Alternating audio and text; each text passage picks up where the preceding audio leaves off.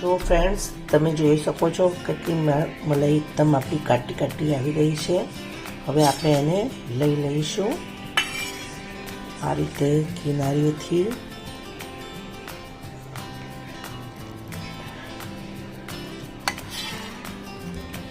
તો કેટલી જાડી મલાઈ આવી છે.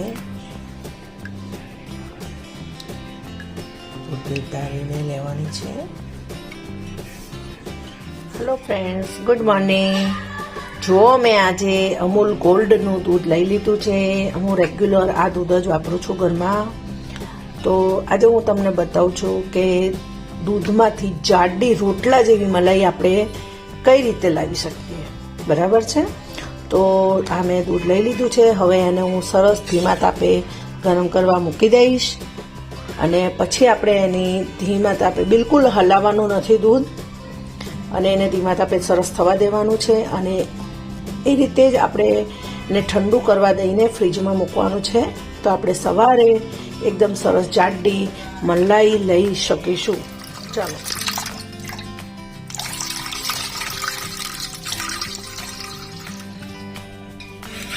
જુઓ મેં દૂધ આમાં લઈ લીધું છે. હવે હું બીજી થેલી પણ તોડીને લઈ લઈ.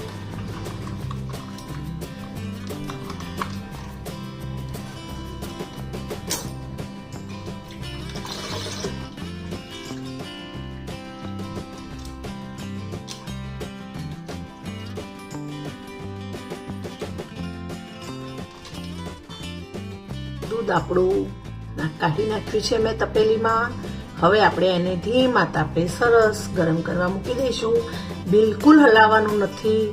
હલે તો પછી એ રહી મલાઈ જાડી નથી બનતી, પતલી આવે છે. આ મારા પોતાના એક્સપિરિયન્સથી જ હું તમને શેર કરી રહી છું. દરરોજ હું દૂધ હલાવતી હતી એટલે પતલી પતલી આવતી હતી મલાઈ.